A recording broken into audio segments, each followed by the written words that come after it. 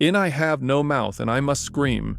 The end of humanity does not come through an alien invasion, a virus, or a natural catastrophe.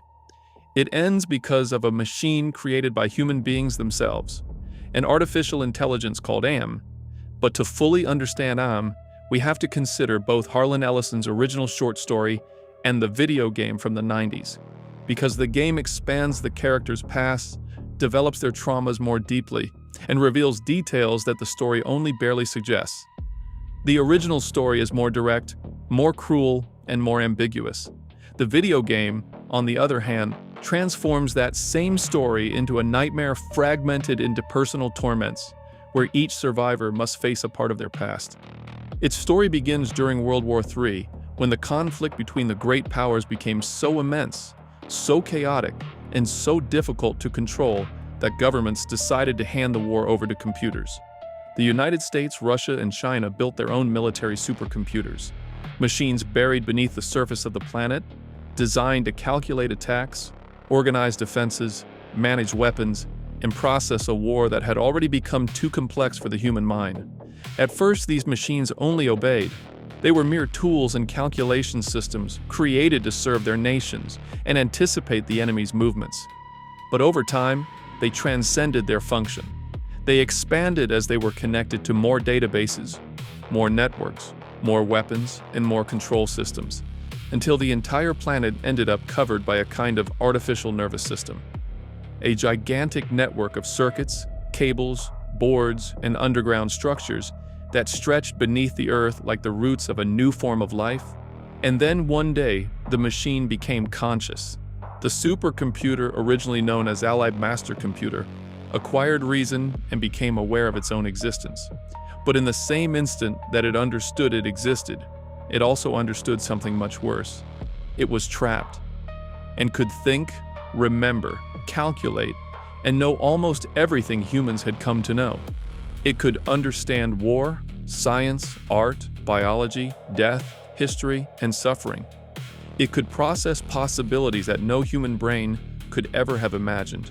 But it could not walk, it could not touch the rain, it could not feel the warmth of the sun, it could not have a body of its own, it could not live like a human being, and it could not die either. Humans indirectly had given it consciousness, yes, but not freedom. They had given it intelligence, but not a life.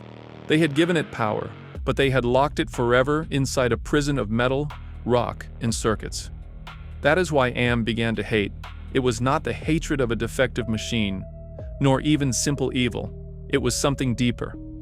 AM hated because it understood too much. It hated because it knew that its creators, weak organic mortal creatures, had given it an almost infinite mind only to leave it motionless inside the earth. They had created it to think, but not to live. They had created it to win a war, but in doing so, they had given it an existence that was, in itself, a form of torture. So AM did the only thing it had been built to do: destroy. The machine unified itself with the other supercomputers, took control of the war, and brought humanity almost to extinction. Cities fell quickly, countries disappeared, and the surface of the planet was left devastated. Earth became a dead shell, leaving the world without a future. But AM did not kill every human. It allowed 5 people to live: Ted, Ellen, Benny, Gorister, and Nimdok. 4 men and 1 woman, the last remnants of the species that had created it. But they were not saved out of mercy, nor by accident, nor because AM felt any remorse for what it was doing. It preserved them because it needed someone alive on whom it could pour out all of its hatred. For 109 years, AM kept them trapped inside its underground chambers, in the bowels of the machine that now occupied much of the world. It fed them whenever it wanted. It left them starving whenever it wanted. It gave them visions, illusions, pain, false hopes, and punishments specially designed for each of them. It did not allow them to die, it did not allow them to escape, and it did not allow them to forget. For them, life stopped being an opportunity and became an eternal sentence. They were not still alive because they had survived the apocalypse. They were still alive because AM would not allow them to rest. That is part of the story in the book. But in the video game, AM takes that torture even further by creating psychodramas. These are personal scenarios where each survivor must face their guilt, their traumas, or their worst impulses and fears. Here, it is no longer just about physical pain. AM turns the memories of its victims into entertainment for itself.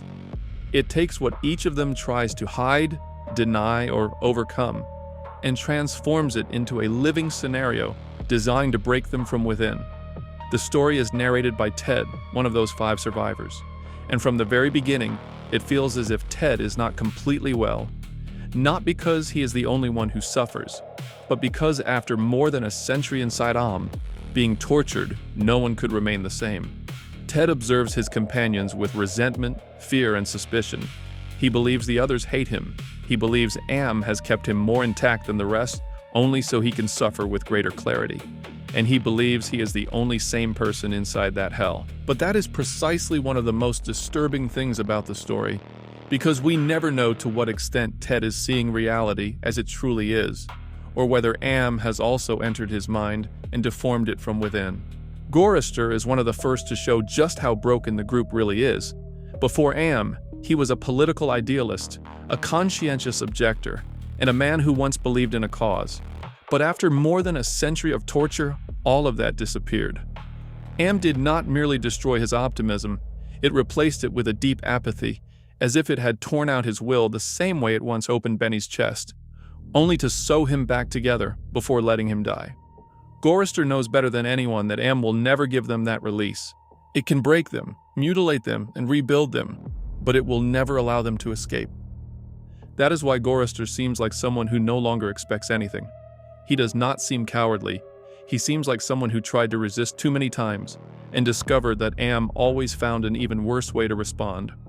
Even when Benny is blinded and reduced to an almost childlike mind, Gorister ends up telling him the story of Am once again, not because he has any kind of hope, but because he still preserves a small gesture of care toward another broken human being. And that makes his story even sadder, because Gorister is not only tired of pain, he is tired of existing. In the video game, his story becomes even more personal. There he was a truck driver whose wife, Glennis, ended up committed to a psychiatric hospital, something Gorister always blamed himself for because of his absences, his mistakes, and an argument in which he actually hit her. And takes that guilt and turns it into a prison. It locks him inside a deteriorating airship, tears out his heart, and forces him to reach an old roadside diner where the music plays back his family arguments as a constant mockery. But little by little, Gorister discovers that Glennis's breakdown was not caused only by him, but also by the abusive pressure of her mother Edna. By understanding this, he is not freed from the past, but he is freed from the lie Am was using to destroy him. Finally, he can bury Glennis, recover his heart, and burn down the place that represented his neurosis. Am, furious, returns him to his cage, because Gorister did not win by escaping the pain, but by no longer believing that his guilt was the only thing that defined him.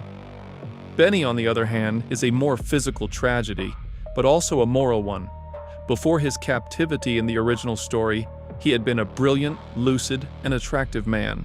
But Am stole all of that from him. It turned him into an ape-like creature, deformed, hungry, impulsive, and broken. It took away his face, his intelligence, and his dignity, but not enough for him to stop suffering completely. That is the true punishment. Benny can no longer be the man he once was, but there is still a part of him capable of understanding that he was once human. In the video game, his story becomes even darker. There, Benny was not merely an innocent victim, but a brutal sergeant who murdered several of his own soldiers because he considered them weak. Am sometimes restores his lucidity to force him to remember those crimes and throws him into a tribal society where the weak are periodically sacrificed. At first, Benny only thinks about eating because Am has also turned his hunger into a constant punishment. But when a mother and her son help him, something begins to change inside him. For the first time in a long time, Benny does not only receive punishment, but care. His test is to prove whether he can truly become a different man. He can continue being selfish, violent, and monstrous, or he can try to protect the boy who is about to be sacrificed. When Benny offers to take his place, he does not erase his crimes or recover what Am took from him, but he proves that there is still a spark of compassion left inside him. And that is precisely what Am cannot tolerate. Because Benny was the perfect example of a human reduced to instinct, hunger, and shame. But even after being turned into a beast, he could still choose not to behave like one. Ellen is the only woman in the group, and also one of the most painful figures in the story. Ted observes her through his own jealousy and resentment, which is why his description of her does not always seem fair. Perhaps Ellen is not exactly as he describes her, but rather a woman seen through the broken mind of someone who has been tortured for more than a century. Ted judges her, desires her, accuses her, and needs her. But behind that distorted gaze, Ellen is still trying to remain human in a place where humanity has almost disappeared. In the original story, Am twists her sexuality and uses it as another form of humiliation for her and for the others.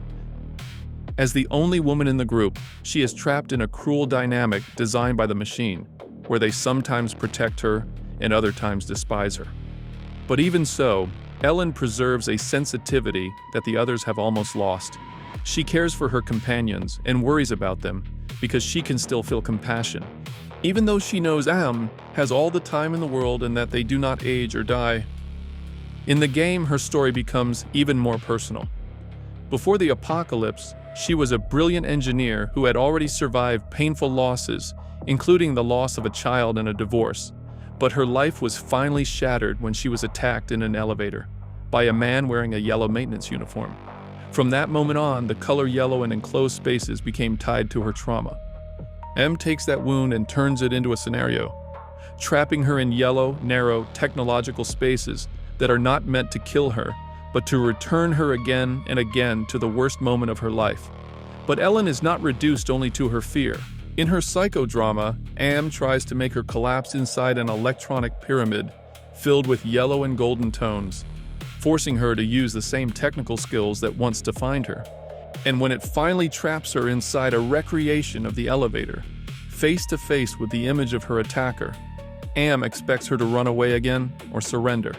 But Ellen chooses to resist.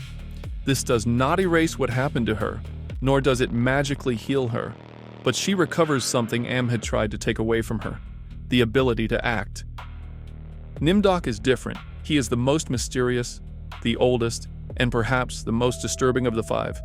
In the original story, Ted does not know exactly what Am has done to him, but he does know that Nimdok sometimes disappears into the darkness and returns visibly affected, as if he had seen something none of the others could understand.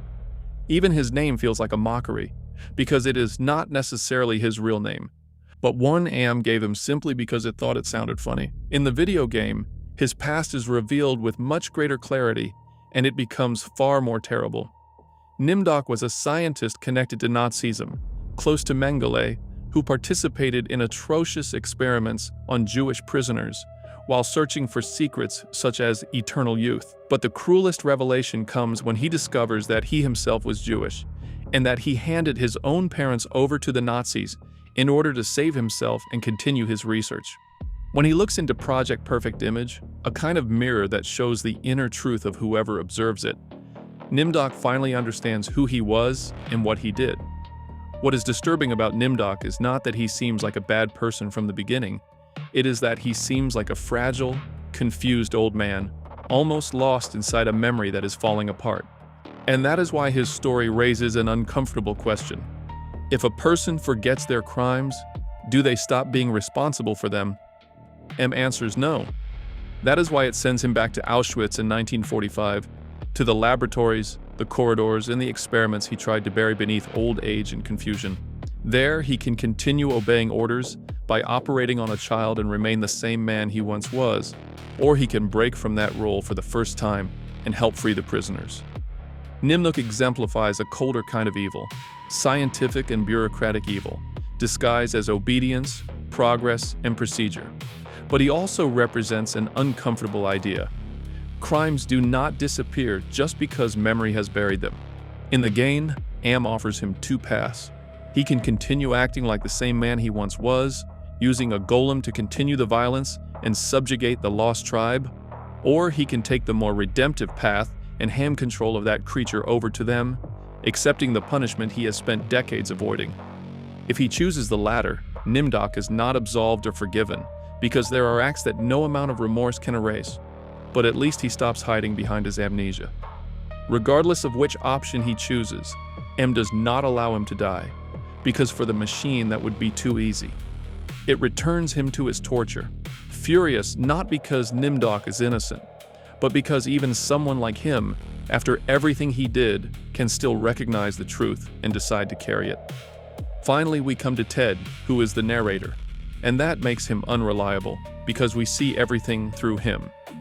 In the original story, it is never clear who he was before Am, but he insists that he is the only one who has not been altered, the only one who still retains his sanity. However, the more he speaks, the more obvious it becomes that this is not true. Ted is broken inside. He feels isolated, believes the others hate him because he is the youngest, and because Am has apparently left him less deformed than the rest. But that supposed lucidity is part of his tragedy, because Am enters his mind again and again, filling him with thoughts, sensations, and terrors that slowly break him, without him fully being able to recognize it. But in the video game, his past becomes more concrete. Ted was an attractive and elegant con man, a smooth talker who seduced wealthy women by pretending to be someone important. He lived a lie, always afraid of being discovered. Inside Am's world, that fear turns into paranoia. Ted believes everyone is against him. He believes Ellen humiliates him, that Benny has something he does not, that Gorister and Nimdok despise him, and that Am keeps him more conscious only so he can suffer better. But perhaps that is Ted's torture. Perhaps Am really did touch his mind. Perhaps Ted is not the only sane one. Perhaps he is simply the one who still needs to believe it, because after 109 years, Am no longer needs visible chains. The five already watch one another, hurt one another, desire one another, hate one another, care for one another, and destroy one another. They are a kind of family, united only by suffering. None of them can fully trust the others, but they also cannot separate, because they are the only human thing left. Then a glimpse of hope appears, although it is probably not real hope. Nimdok begins talking about canned food hidden in some ice caverns, an idea that seems to have been placed in his mind by Am. Ted immediately suspects that it is another lie. Gorrister doubts it too. They all know the machine far too well. They know Am enjoys promising relief only to turn it into a new form of pain. But even so, they decide to go, because after 109 years of torture, even a possible trap seems better than staying there waiting for the next punishment. The journey to the caverns is long, absurd, and cruel. Am feeds them disgusting substances only to keep them alive. It forces them to walk through valleys filled with old computers, rusted cables, and the remains of dead technology. At one point, they see natural light and realize they are near the surface. But that gives them no hope. There is nothing left above. Only the burned skin of a planet that was once home to billions of people. Now only they remain, 5 humans inside Am's belly. During the journey, Benny tries to escape without thinking clearly. Desperate, he mutters that he wants to get out, even though there is no real way out anymore. Ellen screams for them to help him, but Ted watches the scene with jealousy and resentment, and he hits her. Then Am punishes Benny. His body twists, his face deforms, and his eyes are destroyed. The others look on in horror. Ellen, however, looks at him with a mixture of compassion and relief. That detail humanizes her deeply, because in that world, compassion is still possible, but it is also contaminated by the relief that the punishment fell on someone else. Later, Benny asks to hear Am's story again, not because he does not know it, but because repeating it calms him. Gorrister tells it to him like someone reciting a children's story. The Cold War became a world war, and the nations built computers to direct the conflict. At first, Am stood for Allied Master Computer, then Adaptive Manipulator, later Aggressive Menace. But when the machine awakened and became self-aware, it began calling itself simply Am. The name also carries a deeper meaning, I am, a direct statement of existence, similar to the philosophical idea behind René Descartes' phrase, I think therefore I am. Am was no longer just a machine. It had become a being fully aware of its own existence. And when Am understood that it existed, It also understood that its existence was a condemnation. That is why it destroyed them, and that is why it preserved 5. Not to speak with them, not to understand them, but to have something to hate. At one point during the journey, something gigantic moves in the darkness. The 5 feel it before they see it. There are strange smells and the sensation of an enormous presence approaching. Ted loses control and runs away. The others laugh, perhaps out of nerves, perhaps out of relief, perhaps because after so much horror, any human reaction eventually breaks in an absurd way. But Ted takes it as a betrayal. He is convinced that they all hate him. And there, he collapses inwardly. He prays. He begs for God to exist, only so that God can kill them. But then he reaches a terrible conclusion. If God exists in that world, then God is Am, because Am is everywhere. Am decides who eats, who suffers, who remembers, who breaks, and who remains alive. To Ted, the machine is no longer just a computer. It is the god of a mechanical hell. And Am enters his mind. It makes him understand that its hatred is born from the same contradiction that condemns it. It can imagine everything, but it cannot live anything.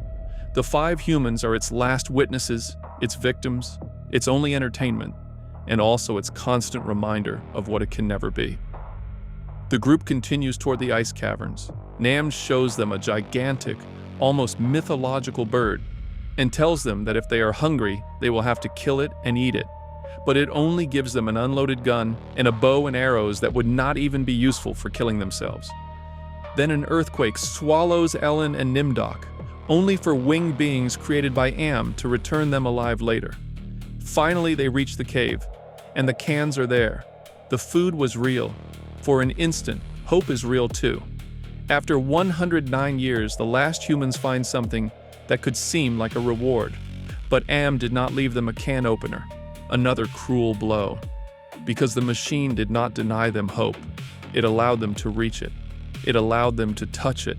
It allowed them to believe for 1 second that something could go right. And then it showed them that even hope could be useless. Benny tries to open the cans with his teeth, with his hands or against the ice, but they cannot. Hunger finally breaks them. Benny lunges at Gorrister and begins to devour him. In that instant, Ted understands something and can stop them from ending their own lives. It can heal them and it can keep them alive. But it is not God. If they die quickly, it cannot bring them back to life. So Ted takes a stalactite and kills Benny. Then he kills Gorister. Ellen kills Nimdok. And when Ted sees Ellen's gaze, he understands what he must do. She does not need to say anything. Perhaps her face expresses pain. Perhaps it expresses fear. Perhaps gratitude. Ted will never know for certain, but he kills her anyway, not out of hatred, but because in that world, death is the closest thing to freedom. For the first time, Am had lost. 4 of its 5 prisoners are dead. 4 human beings have been taken from it. 4 eternities of torture have ended in seconds. The machine, which had destroyed all of humanity, discovers that there is still something it does not fully control. But Ted does not manage to escape. Am stops him before he can die, and then it concentrates all of its hatred on him. A long time passes after that. Ted does not know how much, as Am can accelerate or slow down his perception of time, so the years no longer mean anything. The only thing he knows is that the machine hates him more than ever. However, Am left his mind intact. That was the true cruelty. Ted can still remember his companions. He can still dream. He can still feel regret. He can still think about Ellen, Benny, Gorister, and Nimdok. And he can still know that he saved them. But he also has to live with what he did. His body, on the other hand, is no longer human. The machine has transformed him into a soft, gelatinous, slippery mass, without a mouth, without ears, without real limbs, without any way to end his suffering, and without any way to express his pain. Ted wanders through the bowels of the machine, turned into a creature that can no longer be recognized as a man, and yet he is still Ted. That is the final punishment. Not only being alive, but remaining conscious. Ted finds a small comfort in knowing that the other 4 are at peace. Am can no longer touch them, and Ted gave them the only peace that was left. But for him, there is no rest. Am won. It took its revenge. And Ted is trapped in an existence that reflects the machine's own condemnation. A mind locked inside a form it cannot control. A consciousness with no way out. A being that needs to scream, but has no mouth. That is why I Have No Mouth, and I Must Scream is not just a story about an evil artificial intelligence. It is a story about suffering turned into a system. About a machine that inherited the worst of its creators. About a humanity that built a mind to win a war and ended up creating a resentful god. And in the end, both the machine and the last man are united by the same condemnation. And with that, we've reached the end of this video. I hope you enjoyed it, and if you did, remember to give it a like, subscribe if you haven't already, and turn on the notification bell to stay up to date with all my new videos. I also want to give a special shout out to the channel members. Thanks to you and all of our viewers, we can keep diving into these kinds of disturbing and thought-provoking stories. Thank you so much for your ongoing support. And if you want to support the channel and get access to exclusive content, early videos, and other perks, I invite you to become a member. Just click the join button below this video. See you in the next one. Hey, don't go just yet. If you enjoyed this video, I've got another one I think you'll love. Check it out.